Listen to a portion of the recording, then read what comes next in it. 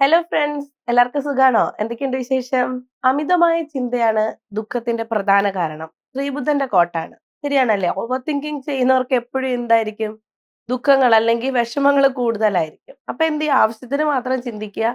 ഒരുപാട് കാട് കയറി ചിന്തിച്ച് പ്രശ്നങ്ങളെ വഷളാക്കാതെ ഹാപ്പി ആയിട്ടും ഹെൽത്തി ആയിട്ടും ഇരിക്കുക. അപ്പൊ നമുക്ക് നമ്മുടെ വീഡിയോയിലേക്ക് കിടക്കാം.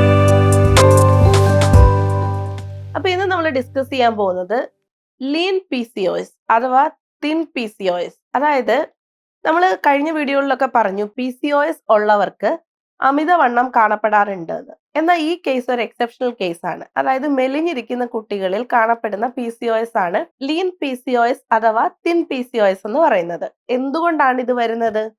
അതായത് മസിൽ മാസിനെ കാട്ടിയും ഫാറ്റ് കൂടുതലായി കാണപ്പെടുകയും അതുവഴി ഇൻസുലിൻ റെസിസ്റ്റൻസ് ഉണ്ടാവുകയും ചെയ്യുന്നു. അതിന്റെ ഫലമായിട്ടാണ് ഈ മെലിഞ്ഞിരിക്കുന്ന കുട്ടികളിൽ പീക്കോസ് ഉണ്ടാകുന്നത്. ഇനി നമുക്ക് ഇതിന്റെ സിംറ്റംസ് എന്തൊക്കെയാന്ന് നോക്കാം.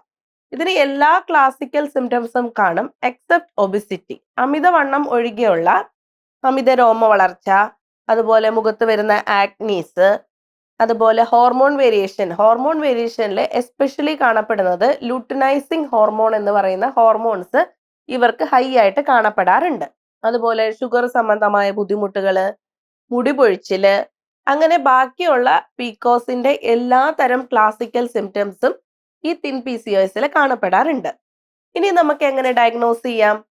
ഈ തിൻ പീക്കോസ് മിക്കവാറും ലേറ്റ് ആയിട്ടാണ് കണ്ടുപിടിക്കപ്പെടാറ്. അതായത് വണ്ണമൊന്നും ഇല്ലാത്തത് കൊണ്ട് തന്നെ പൊതുവെ എല്ലാവരും എന്ത് വിചാരിക്കും? പി സി ഒ ഡിയോ പീക്കോസിന്റെ ഒന്നും ബുദ്ധിമുട്ടൊന്നും ഉണ്ടാവില്ല എന്ന് വിചാരിക്കും.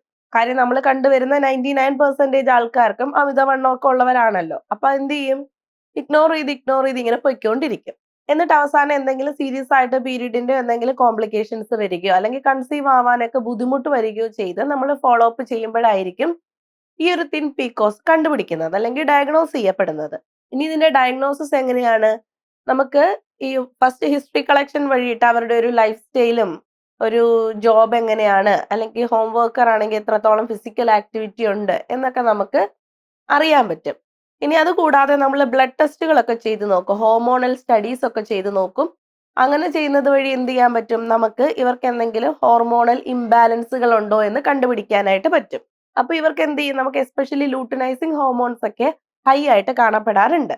ഇനി മൂന്നാമത്തതാണ് അൾട്രാസൗണ്ട് ചെയ്ത് നോക്കുക. അൾട്രാസൗണ്ട് ചെയ്ത് ഇവർക്ക് എന്തെങ്കിലും പി സി ഒ ഡി ഉണ്ടോ എന്ന് കൺഫേം ചെയ്യും. അപ്പൊ ഈ മെത്തേഡ്സിലൂടെയാണ് ലീൻ പീക്കോസ് കണ്ടുപിടിക്കുന്നത്. ഇനി ലീൻ പീക്കോസിന്റെ ട്രീറ്റ്മെന്റ്സ് എന്തൊക്കെയാന്ന് നോക്കാം. ഈ ലീൻ പീക്കോസ് ഉള്ളവരിൽ പ്രധാനമായും കാണപ്പെടുന്ന ഒന്നാണ് സ്ട്രെസ്. ഇവർക്ക് സ്ട്രെസ് വളരെയധികം കൂടുതലായിരിക്കും. അപ്പോൾ ഫസ്റ്റ് ലൈൻ ഓഫ് ട്രീറ്റ്മെന്റ് എന്ന് പറയുന്നത് എന്താണ്? സ്ട്രെസ് മാനേജ്മെന്റ് ആണ്. അപ്പൊ എന്താണ് ഇവരുടെ സ്ട്രെസ്സിനുള്ള കാരണം എന്ന് കണ്ടുപിടിക്കുക. അത് കുറയ്ക്കാൻ വേണ്ടുന്ന മെഷേഴ്സ് എന്തൊക്കെയാണോ അതൊക്കെ അഡ്വൈസ് ചെയ്ത് കൊടുക്കാം. മെഡിറ്റേഷൻ, യോഗ പോലുള്ള ട്രീറ്റ്മെന്റ് ഓപ്ഷൻസ് ഇവർക്ക് ചൂസ് ചെയ്യാവുന്നതാണ്.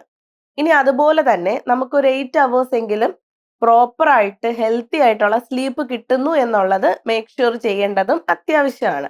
ഇനി മറ്റൊന്നാണ് സിംറ്റമാറ്റിക് ട്രീറ്റ്മെന്റ്സ്. ഇവർ എന്തൊക്കെ ബുദ്ധിമുട്ടുകളാണോ കറന്റ് സഫർ ചെയ്തുകൊണ്ടിരിക്കുന്നത് ആ ബുദ്ധിമുട്ടുകളെയൊക്കെ പ്രയോറിറ്റൈസ് ചെയ്ത് അതിന് വേണ്ടുന്ന ട്രീറ്റ്മെന്റ് അതിനാനുപാതികമായി ചെയ്തു കൊടുക്കുക. അതുവഴി അവർക്ക് ആ ഒരു സഫറിങ്സിൽ നിന്ന് എന്ത് ചെയ്യാം? രക്ഷപ്പെടാനായിട്ട് പറ്റും. ഇൻഫെർട്ടിലിറ്റി ആണെങ്കിൽ അത് റിലേറ്റഡ് ആയിട്ടുള്ള ട്രീറ്റ്മെന്റ്സ്, പീരിയഡ് റിലേറ്റഡ് ആണെങ്കിൽ അതിന് വേണ്ടുന്ന ഹോർമോൺ തെറാപ്പീസ് ഒക്കെ ചെയ്തു കൊടുക്കാം. ഇനി അടുത്തത് പ്രോപ്പർ ആയിട്ട് BMI മെയിൻറ്റെയിൻ ചെയ്ത് വെക്കുക. അതുപോലെ ഇവരുടെ ഡയറ്റിൽ ഫാറ്റ് ഒക്കെ റെഡ്യൂസ് ചെയ്തിട്ട് ഹെൽത്തി ആയിട്ടുള്ള ഒരു ന്യൂട്രീഷ്യസ് ആയിട്ടുള്ള ഡയറ്റുകൾ നമുക്ക് അഡ്വൈസ് ചെയ്ത് കൊടുക്കാവുന്നതാണ്. ഇനി എക്സസൈസിന്റെ കാര്യത്തിലാണെങ്കിൽ ജിമ്മിലൊക്കെ പോയി വർക്ക്ഔട്ട് ചെയ്യുന്നവർക്കാണെങ്കിൽ കാർഡിയോ എക്സസൈസ് ഒക്കെ ചെയ്യാവുന്നതാണ്. അതല്ല വീട്ടിൽ എക്സസൈസുകൾ ചെയ്യുന്നവരാണെങ്കിൽ യോഗ, മെഡിറ്റേഷൻ പോലുള്ള മെഷേഴ്സ് ചെയ്യാം. ഇനി അതും ചെയ്യാൻ താല്പര്യമില്ലാത്തവർക്കാണ്, ഡാൻസ് ചെയ്യാൻ ഇഷ്ടമുള്ളവർക്കാണെങ്കിൽ ഡാൻസ് ചെയ്യാം, സൂംബ പ്രാക്ടീസ് ചെയ്ത് നോക്കാം. ഇനി അതിനും താല്പര്യമില്ലാത്തവർക്കാണെങ്കിൽ എന്ത് ചെയ്യാം? രാവിലെയോ വൈകിട്ടോ എന്ത് ചെയ്യാം? നമുക്കൊരു 10,000 സ്റ്റെപ്സ് എങ്കിലും നടക്കാം. നന്നായിട്ട് കൈവീശി വിയർക്കുന്ന വിധത്തിൽ നന്നായിട്ട് രാവിലെയും വൈകിട്ടും നടക്കുക. അറ്റ്ലീസ്റ്റ് ഒരു നേരമെങ്കിലും നടക്കാനായിട്ട് ശ്രദ്ധിക്കുക. എന്നിട്ട് നമ്മുടെ BMI പ്രോപ്പർ ആക്കി ബാലൻസ്ഡ് ആക്കി വെക്കുക. പ്രോപ്പറായിട്ട് ഫുഡ് കഴിക്കുക, ന്യൂട്രീഷ്യസ് ഡയറ്റ് ചെയ്യുക, കറക്റ്റായിട്ട് ഉറങ്ങുക, സ്ട്രെസ്സൊക്കെ മാനേജ് ചെയ്ത് പോവുകയാണെങ്കിൽ പെട്ടെന്ന് തന്നെ നമുക്ക് ഇതിൽ നിന്ന് രക്ഷപ്പെടാനായിട്ട് സാധിക്കും. ഇനി ചിലർക്ക് നമുക്ക് ലാബ് ഡ്രില്ലിംഗ് പോലുള്ള സർജിക്കൽ ഇന്റർവെൻഷൻസ് വേണ്ടി വരും. അത് നമ്മൾ അൾട്രാസൗണ്ട് ചെയ്ത് അതിന്റെ ഫൈൻഡിങ്സിനെ ബേസ് ചെയ്തിട്ടായിരിക്കും ഡോക്ടേഴ്സ് എന്ത് ചെയ്യുന്നത്? സർജിക്കൽ മാനേജ്മെന്റിന്റെ ഒക്കെ ട്രീറ്റ്മെന്റ് ഓപ്ഷൻസ് എടുക്കുന്നത്.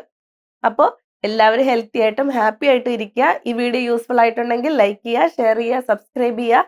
അടുത്ത വീഡിയോ കാണുന്നവരെ എല്ലാവർക്കും ബൈ.